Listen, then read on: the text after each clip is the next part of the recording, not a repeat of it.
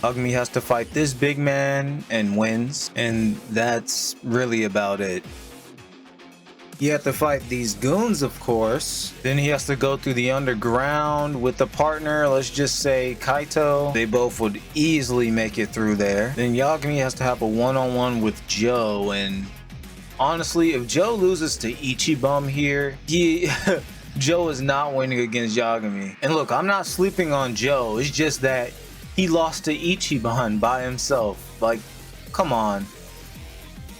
Bunch of goons. Yeah, and that's about it for this chapter. And let's just say Namba is, I don't fucking know, Makoto. And this chapter is just a lot of goons, which is nothing to Kaito and Yagami. I guess Makoto is just a supporting figure, and that's about it. In this chapter, you get Mufuyu as a partner, which she isn't a fighter, so womp womp. Again, there's nothing to note for this chapter, just the occasional goons. You do fight these guys in a warehouse, which I kind of just put them in the same category as goons, so yeah. In this chapter, they're kidnapped, which is nothing new for Yagami. But after that, they just have to fight against a cave of goons. Then they have to fight an excavator, and I guess they win. Ichibum and gang clearly didn't have trouble fighting that thing, so I'm pretty sure Yagami and Ko could handle it. But I will say Kaito and Yagami would have carried that whole entire fight because Makoto and Mufuyu weren't gonna do shit against that thing. Then the rest is just goon fights.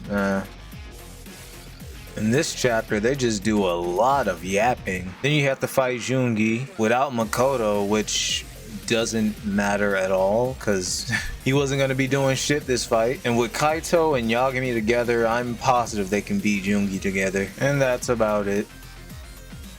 In this chapter, you fight this fat ass, and that's it.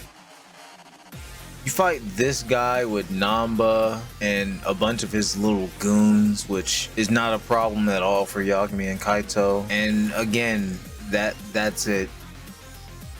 In this chapter, you get Jungi, and I'm just gonna say he's Shigura, or however the fuck you pronounce his name. In this chapter, they fight a tiger, which I'm sure the four of them can figure something out. And then you fight this fat ass again, and yeah, they win. And that's Honky Dory next. A whole lot of nothing happened this chapter, but at least Zao's here, and Higashi's gonna be him for now.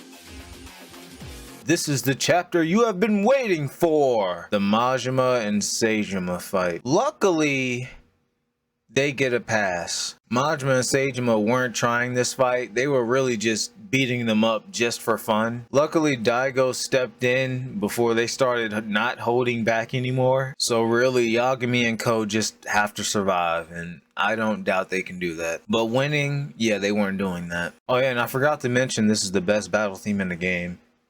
And if you disagree, you should kill yourself. But then at the end of the chapter, it's just a big old goon fight, and yeah, that's it. Oh, it's time for the Joe fight. But personally, I think Yagami could solo Joe by himself. But since Yagami has a gang with him, then it's more than likely he wins. I love you, Joe, and your theme, but you're losing. Uh-oh, look who it is. Tachi Suzuki Juru Taximan himself. But luckily for Yagami, he doesn't have to win this fight.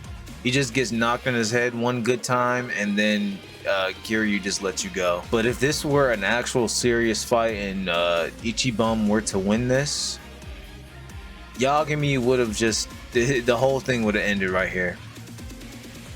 In this chapter, Yagami and Ko have to fight through Millennium Tower. If it were just Yagami, then he probably wouldn't make it up to the top. But since he has his little gang, I think they'd make it to Tendo. But would they beat Tendo? By himself? No.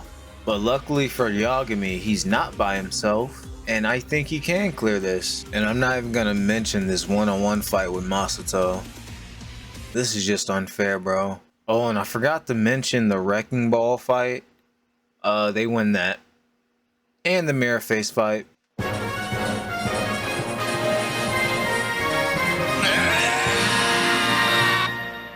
Congratulations!